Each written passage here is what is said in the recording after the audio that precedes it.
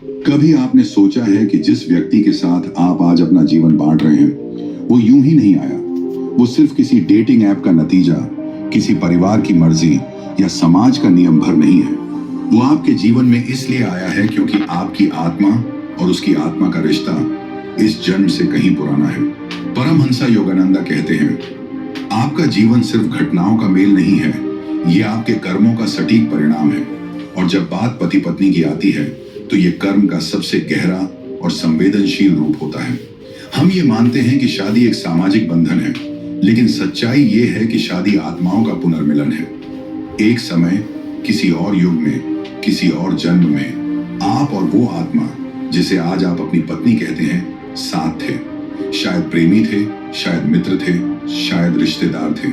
और उस समय जो अधूरी कहानियां रह गईं, जो वादे पूरे नहीं हो पाए, जो सुख या दुख आपने एक दूसरे को दिए, वो सब ब्रह्मांड ने अपने अदृश्य रजिस्टर में दर्ज कर लिए।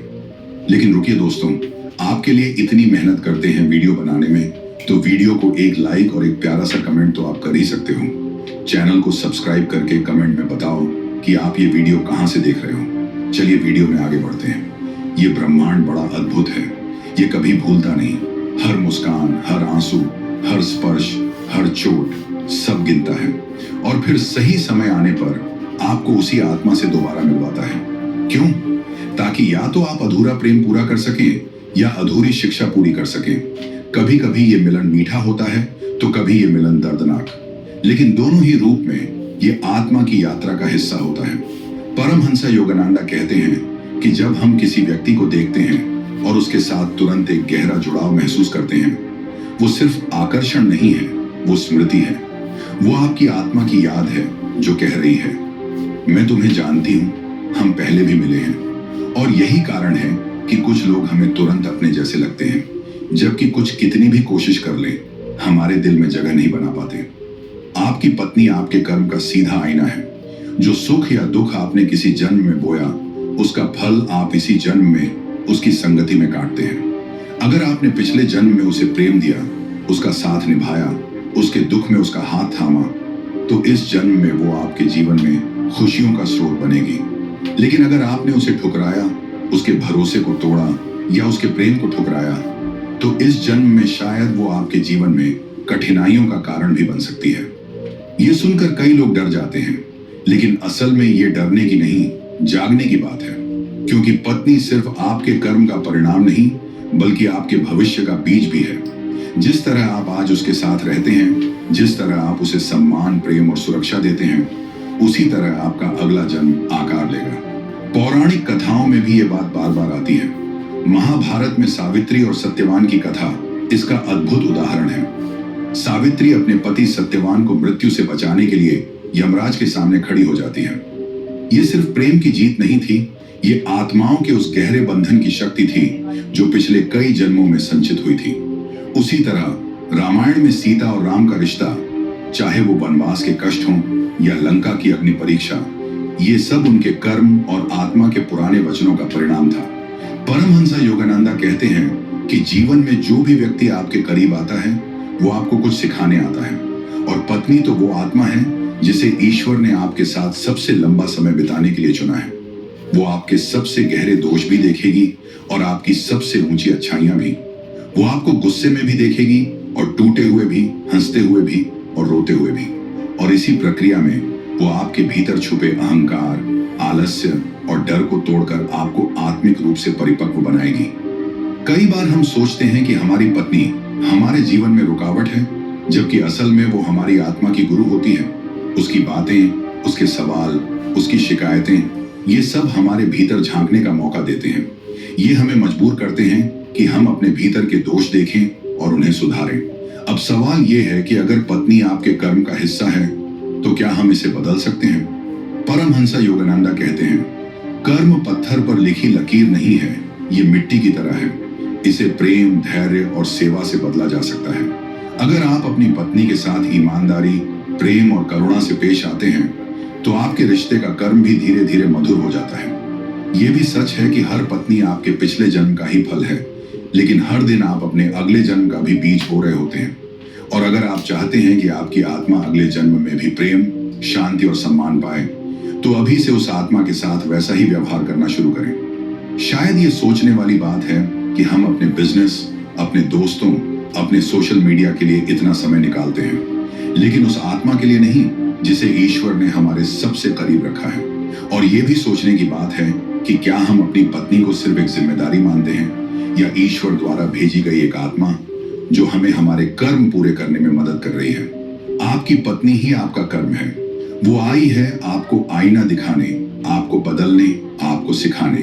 और जब आप इसे समझ लेते हैं तो रिश्ता सिर्फ पति पत्नी का नहीं रहता, वो एक आत्मिक साझेदारी बन जाता है जिसमें दोनों आत्माएं मिलकर अपने कर्म का हिसाब चुकाती हैं और अगले स्वर के लिए खुद को तैयार करती हैं। जब परमहंस योगानंदा विवाह और आत्मा के बंधन के बारे में बोलते थे तो उनकी आवाज में एक अद्भुत गंभीरता और करुणा होती थी। वो कहते थे, पति और पत्नी का मिलन केवल दो शरीरों का नहीं होता, बल्कि दो आत्माओं का पुनर्मिलन होता है जो समय और स्थान की सीमाओं को पार करके एक दूसरे के पास लौटती हैं। ये पुनर्मिलन सिर्फ खुशी बांटने के लिए नहीं होता, बल्कि आत्मा के अधूरे काम पूरे करने के लिए होता है। हम सोचते हैं कि शादी का मकसद सिर्फ परिवार बनाना, समाज में इज्जत पाना या बच्चों का पालन करना है, लेकिन अगर हम गहराई में जाएं तो पाते हैं कि शादी आत्मा का एक अनुबंध, सोल कॉन्ट्रैक्ट है जो हम इस जन्म से पहले ही तय करके आते हैं। ये अनुबंध लिखता है कि हम किससे मिलेंगे, कब मिलेंगे और इस मिलन में हमें क्या सीखना है। अब ये सीख हमेशा मीठी नहीं होती। कई बार ये सीख दर्द, तकरार या संघर्ष के रूप में आती है। परमहंस योगानंदा कहते हैं, ईश्वर जब आपको बदलना चाहता है तो वो आपके सबसे करीब के व्यक्ति का उपयोग करता है। पत्नी वही सबसे करीब की आत्मा होती है जिसे आपके दिल तक पहुंचने की सबसे ज्यादा शक्ति होती है। लेकिन रुकिए दोस्तों, आपके लिए इतनी मेहनत करते हैं वीडियो बनाने में, तो वीडियो को एक लाइक और एक प्यारा सा कमेंट तो आप कर ही सकते हो। चैनल को सब्सक्राइब करके कमेंट में बताओ कि आप ये वीडियो कहां से देख रहे हो। चलिए वीडियो में आगे बढ़ते हैं। कभी कभी ये रिश्ता एक दर्पण की तरह होता है। जो बात आपको अपने बारे में पता नहीं होती वो आपकी पत्नी आपको दिखा देती है, चाहे वो आपकी सहनशीलता की कमी हो, आपका स्वार्थ हो या आपका डर। और And for the last quarter, 100% booking done. और जब वो आपको ये आईना दिखाती है तो शुरू में गुस्सा आता है, लेकिन धीरे धीरे समझ आता है कि ये आपके विकास के लिए था। याद रखिए, कर्म का नियम कभी गलती नहीं करता। अगर आपकी पत्नी आपके जीवन में है तो ये कोई दुर्घटना नहीं बल्कि सटीक परिणाम है। हो सकता है किसी जन्म में आपने उसे कष्ट दिया हो और अब वही आत्मा आपको सिखाने आई हो कि दर्द कैसा होता है, या फिर किसी जन्म में आपने उसका साथ निभाया हो और अब वही आत्मा आपके सुख का कारण बन गई हो। पौराणिक कथाओं में एक उदाहरण बहुत अद्भुत है, ऋषि अत्रि और माता अनसुया का। माता अनसुया अपनी पतिव्रता और आत्मिक शक्ति के लिए प्रसिद्ध थी। उनके और उनके पति के बीच का रिश्ता सिर्फ प्रेम पर आधारित नहीं था, बल्कि एक दूसरे की आत्मा की उन्नति पर आधारित था। जब देवताओं ने उनकी परीक्षा ली तब भी वो स्थिर रहीं। ये इस बात का प्रमाण है कि सही जीवन साथी आपके आत्मिक विकास में बाधा नहीं बल्कि सहयोगी होता है। परमहंस योगानंदा अक्सर कहते थे कि पति पत्नी का रिश्ता दो नाविकों जैसा है जो एक ही नाव में बैठकर जीवन की नदी पार कर रहे हैं। अगर दोनों एक दूसरे पर भरोसा करें और साथ चलें तो नाव आसानी से पार हो जाएगी, लेकिन अगर एक खींचे और दूसरा रोके तो नाव वहीं घूमती रहेगी। यही कारण है कि रिश्ते में समझ, धैर्य और क्षमा बहुत जरूरी है। अब बात करते हैं उस आत्मिक बंधन की जिसे अंग्रेजी में ट्विन फ्लेम और सोलमेट कहा जाता है। योगानंदा के अनुसार आपकी पत्नी हमेशा आपकी ट्विन फ्लेम नहीं होती, लेकिन वो निश्चित रूप से आपकी आत्मा के विकास की कुंजी होती है। ट्विन फ्लेम वो आत्मा होती है जो आपकी आत्मा का ही दूसरा आधा भाग है, लेकिन कई बार कर्म के कारण इस जन्म में आप अपनी ट्विन फ्लेम से नहीं बल्कि किसी ऐसी आत्मा से मिलते हैं जिससे आपको अधूरा कर्म पूरा करना है। यही कारण है कि कभी कभी शादीशुदा जिंदगी में संघर्ष ज्यादा होता है, क्योंकि ये रिश्ता आपके भीतर की खामियों को उजागर करने के लिए बना होता है। लेकिन यहाँ एक और गहरी सच्चाई है, अगर आप इस रिश्ते में प्रेम, सम्मान और करुणा का भाव रखेंगे तो आपका कर्म धीरे धीरे मीठा हो जाएगा। जिस दिन आप ये समझ लेंगे कि आपकी पत्नी सिर्फ एक इंसान नहीं बल्कि ईश्वर द्वारा भेजी गई एक आत्मा है जो आपकी यात्रा पूरी करने आई है, उस दिन से आपका नजरिया बदल जाएगा। एक कहानी सुनिए। एक बार एक साधु ने अपने शिष्य से पूछा, तुम्हारी पत्नी कैसी है? शिष्य ने कहा, गुरुदेव, वो कभी कभी मुझे बहुत परेशान करती है, लेकिन मैं उससे प्रेम करता हूँ। साधु मुस्कुराए और बोले, वो तुम्हें परेशान नहीं कर रही, वो तुम्हारे भीतर के अधूरे हिस्सों को पूरा कर रही है। ये बात सुनकर शिष्य को समझ आया कि पत्नी का काम सिर्फ सुख देना नहीं, बल्कि आपको आत्मिक रूप से पूर्ण बनाना भी है। योगानंदा कहते हैं कि अगर पति और पत्नी दोनों ध्यान, प्रार्थना और आत्मचिंतन को अपने रिश्ते में शामिल कर लें, तो उनका संबंध सिर्फ एक सामाजिक रिश्ते से उठकर आध्यात्मिक साझेदारी बन सकता है। तब वो एक दूसरे के कर्म पूरे करने में मदद करते हैं और अगले जन्म में बेहतर जीवन की तैयारी करते हैं। आपका और आपकी पत्नी का मिलन एक रहस्य है जिसे पूरी तरह समझ पाना मुश्किल है, लेकिन इसे जीना आसान है अगर आप इसे प्रेम और कृतज्ञता के साथ स्वीकार करें। क्योंकि जब आप समझ लेते हैं कि यह रिश्ता ब्रह्मांड की योजना का हिस्सा है, तो शिकायत की जगह आभार आ जाता है। परमहंस योगानंदा कहते हैं कि पति पत्नी का रिश्ता सिर्फ आज की कहानी नहीं है, ये कई जन्मों का संगम है। हम मनुष्य अक्सर सोचते हैं कि हमने अपनी पसंद से साथी चुना है, लेकिन आत्मा के स्तर पर यह चुनाव पहले ही हो चुका होता है। उस क्षण जब हमारी आत्मा अगले जन्म के लिए अपनी यात्रा की योजना बना रही होती है। उन्होंने एक बार अपने शिष्यों से कहा, जिन आत्माओं से आपका सबसे गहरा संबंध होता है, चाहे वो सुखद हो या दुखद, वो आपके जीवन में किसी कारण से ही आती हैं, और पत्नी का स्थान इस सूची में सबसे ऊपर होता है। क्योंकि पत्नी आपके साथ सिर्फ कुछ साल नहीं, बल्कि एक लंबा लगातार चलने वाला सफर तय करती है। वो आपकी रोजमर्रा की आदतों से लेकर आपके गहरे विचारों तक सब देखती है, और ये रिश्ता आपको भीतर से बदल देता है, चाहे आप माने या न माने। अब सोचिए, जब दो आत्माएं बार बार जन्म लेकर मिलती हैं, तो उनके बीच अनगिनत भावनाएं, अधूरे वादे और पुराने घाव जमा हो जाते हैं। यही कारण है कि कभी ये रिश्ता बहुत सहज लगता है, तो कभी इसमें अनजाना तनाव बना रहता है। ये उस पुराने हिसाब किताब का असर है जो अभी पूरा होना बाकी है। पिछले जन्मों के संकेत आज के जीवन में भी दिखते हैं। हो सकता है आपको अपनी पत्नी से पहली मुलाकात में ही एक अजीब सा अपनापन महसूस हुआ हो, जैसे आप उसे बरसों से जानते हैं। या फिर हो सकता है कि कुछ परिस्थितियों में आप दोनों के बीच बिना कारण बहस हो जाती हो, मानो कोई पुराना झगड़ा फिर से उठ खड़ा हुआ हो। ये सब आत्मा की यादें हैं जो अवचेतन स्तर पर आपके भीतर काम कर रही हैं। पौराणिक दृष्टांत इस बात को बार बार साबित करते हैं। उदाहरण के लिए शिव और पार्वती की कहानी लीजिए। पार्वती का जन्म, तपस्या और शिव से विवाह, ये सब उनके पिछले जन्म के अधूरे मिलन का परिणाम था, जब वो सती के रूप में जन्मी थी और शिव से प्रेम करती थी। उस जन्म में उनका रिश्ता अधूरा रह गया, लेकिन अगले जन्म में ब्रह्मांड ने उन्हें फिर मिलवाया। ये दिखाता है कि आत्माएं अपना रास्ता ढूंढ ही लेती हैं, चाहे इसके लिए कितने भी जन्म क्यों न लेने पड़े। परमहंस योगानंदा बताते हैं कि अगर पति पत्नी समझ लें कि उनका रिश्ता एक आध्यात्मिक अनुबंध है, तो उनका दृष्टिकोण बदल जाता है। तब शिकायतें कम हो जाती हैं और सीखने की प्रवृत्ति बढ़ जाती है। उदाहरण के लिए, अगर पत्नी आपको किसी गलती पर टोकती है, तो आप इसे आलोचना नहीं बल्कि सुधार का अवसर मानते हैं। अगर वो आपको किसी काम में रोकती है, तो आप सोचते हैं कि शायद वो आपको किसी बड़े नुकसान से बचा रही है। लेकिन इसका मतलब ये नहीं कि हर रिश्ता आसान होता है। कई बार पति पत्नी का रिश्ता बेहद चुनौतीपूर्ण भी हो सकता है। योगानंदा कहते हैं, जब आत्मा को बहुत तेजी से आगे बढ़ाना होता है, तो उसे कठिन रिश्तों में रखा जाता है। इसका कारण ये है कि सुख में हम आराम करते हैं, लेकिन संघर्ष में हम सीखते हैं। इसलिए अगर आपकी पत्नी के साथ आपका रिश्ता कभी कभी चुनौतीपूर्ण लगता है, तो इसका मतलब ये हो सकता है कि ईश्वर आपके भीतर किसी बड़े बदलाव की तैयारी कर रहा है। एक असली घटना योगानंदा ने सुनाई थी। उनके एक शिष्य की शादी बहुत कठिन थी। पत्नी गुस्सैल स्वभाव की थी और अक्सर उसे डांटती थी। एक दिन वो शिष्य योगानंदा के पास गया और बोला, गुरुदेव, मैं इस रिश्ते से थक गया हूं। योगानंदा ने मुस्कुराकर कहा, वो तुम्हें नहीं सताती, वो तुम्हें मोह रही है, जैसे पत्थर को तराश कर हीरे में बदला जाता है। कुछ साल बाद वही व्यक्ति बेहद धैर्यवान और शांत स्वभाव का हो गया।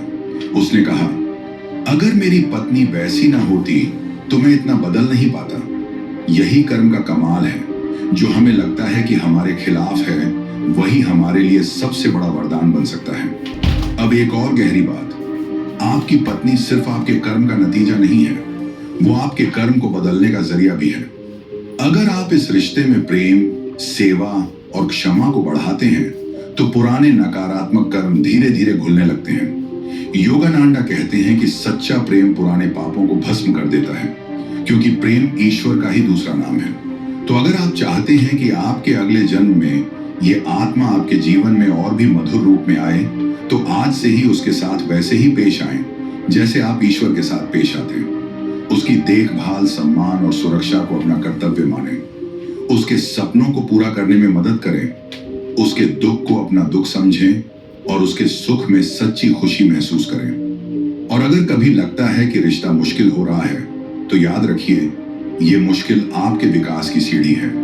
उस पर चढ़ने से भागिए मत, बल्कि धैर्य और समझ के साथ उसका सामना कीजिए। परमहंस योगानंदा का मानना था कि पति पत्नी का रिश्ता तभी अपनी पूरी आध्यात्मिक ऊंचाई पर पहुंच सकता है जब दोनों सिर्फ एक दूसरे के शरीर और व्यक्तित्व से नहीं, बल्कि आत्मा से जुड़ते हैं। उन्होंने इसके लिए कुछ बेहद सरल लेकिन जीवन परिवर्तनकारी अभ्यास बताए थे।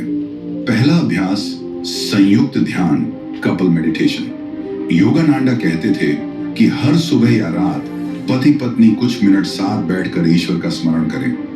यह ध्यान बहुत लंबा नहीं होना चाहिए, बस 10-15 मिनट भी काफी है।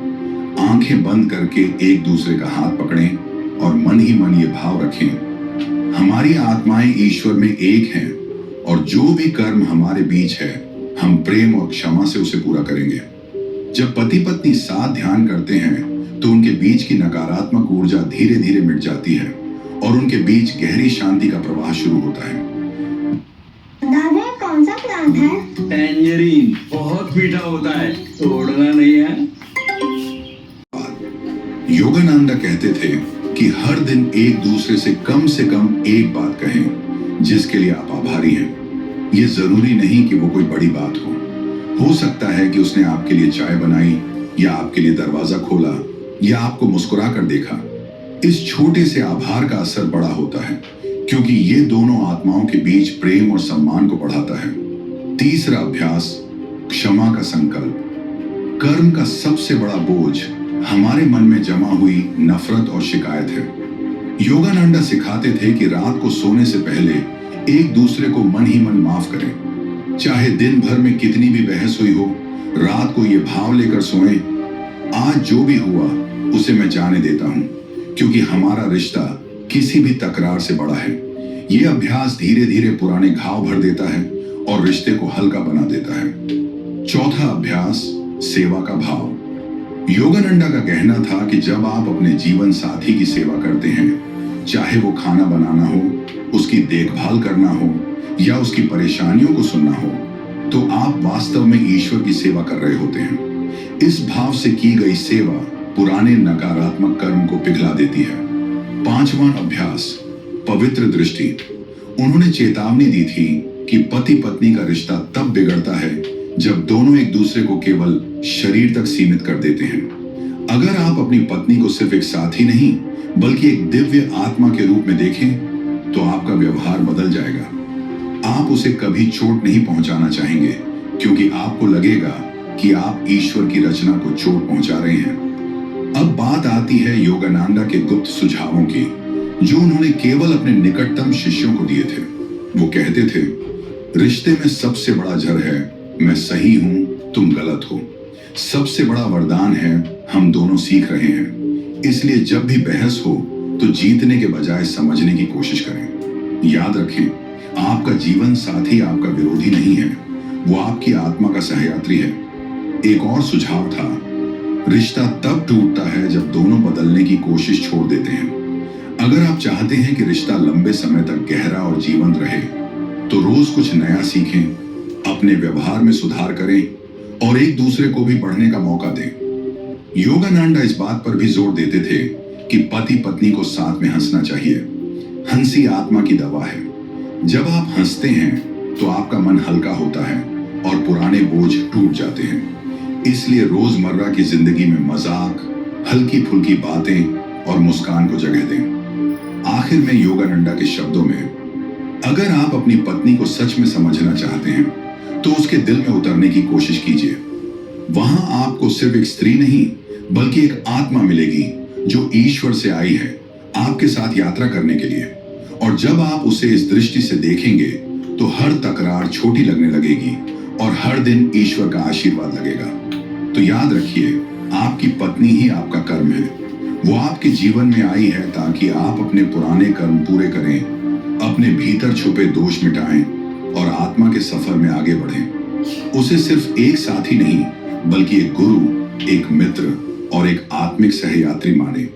और अगर आप ऐसा करेंगे तो इस जीवन के अंत में आप न सिर्फ एक सुखी विवाह बल्कि एक पूर्ण आत्मा के साथ खड़े होंगे जिसने अपने कर्म को प्रेम और करुणा में बदल दिया।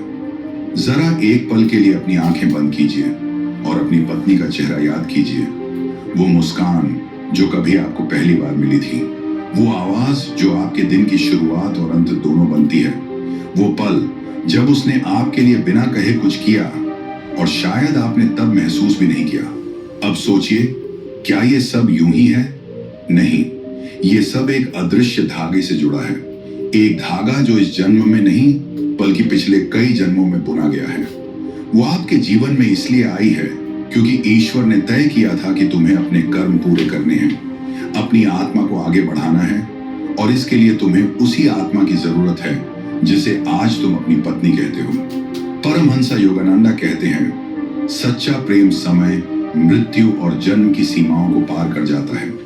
अगर आप उस प्रेम को पहचान लेते हैं तो आपका रिश्ता सिर्फ पति पत्नी का नहीं रहता, वो एक आत्मिक साझेदारी बन जाता है जो युगों तक चलती है।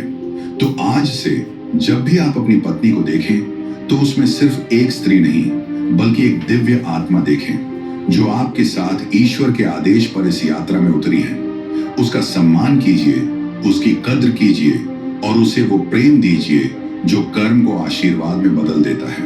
और जब आपके जीवन की संध्या होगी तो आप पीछे मुड़कर कह सकेंगे, धन्यवाद प्रभु, आपने मुझे मेरा कर्म नहीं मेरा आशीर्वाद दिया। पत्नी ही आपका कर्म है। पत्नी और आपकी आत्मा का संबंध क्या है?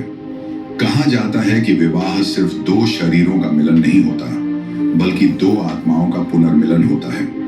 जो पत्नी आपके जीवन में आई है वो किसी संयोग से नहीं आई। चाहे आपका विवाह प्रेम से हुआ हो या माता पिता ने तय किया हो, ये रिश्ता आपके पिछले जन्म के कर्मों से जुड़ा है। हर इंसान का जीवन एक यात्रा है और इस यात्रा में सबसे महत्वपूर्ण साथी आपकी पत्नी होती है क्योंकि वही रोजाना आपके साथ रहती है, आपकी खुशियों, दुखों, कमियों और अच्छाइयों का साक्षी बनती है। पत्नी ही वो दर्पण है जिसमें आप अपने कर्मों का प्रतिबिंब देखते हैं। अगर आपने अपने पिछले जन्मों में किसी स्त्री का सम्मान किया, उसे प्रेम दिया, उसकी रक्षा की, तो इस जन्म में आपको वही प्रेम और सम्मान पत्नी के रूप में वापस मिलता है। आपको एक ऐसी पत्नी मिलती है जो आपके साथ कंधे से कंधा मिलाकर खड़ी रहती है, आपकी थकान को समझती है, आपके घर को स्वर्ग बना देती है। लेकिन अगर पिछले जन्म में आपने किसी स्त्री का अपमान किया, उसका हक छीना, उसे दुखी किया, तो इस जन्म में आपके सामने वही कर्म परीक्षा बनकर खड़े हो सकते हैं और वो आपकी पत्नी के रूप में दिखाई दे सकते हैं। अब यहाँ एक बड़ा अंतर है। कुछ पत्नियां ऐसी होती हैं जो अपने पति की हर बात मानती हैं, उसका सम्मान करती हैं, घर का माहौल शांत रखती हैं और पति के जीवन को आसान बना देती हैं। ऐसे पति बाहर चाहे कितनी भी मुश्किल झेल कर आए, घर आते ही उन्हें राहत मिलती है क्योंकि उनकी पत्नी उनका भावनात्मक सहारा बन चुकी होती है। वह पत्नी सिर्फ पत्नी नहीं रहती बल्कि मित्र, साथी और जीवन की सबसे बड़ी प्रेरणा बन जाती है। लेकिन दूसरी तरफ कुछ पत्नियां ऐसी भी होती हैं जो हमेशा नाराज रहती हैं, छोटी छोटी बातों पर झगड़ती हैं, पति की बात नहीं मानती, घर में क्लेश करती हैं और कभी कभी पति की इज्जत भी नहीं करती। ऐसे में पति को लगता है कि उसकी जिंदगी एक तनाव का जाल बन गई है। लेकिन यहाँ एक सच्चाई है, ऐसे रिश्ते सिर्फ सज्जा नहीं होते, ये भी सीख होते हैं।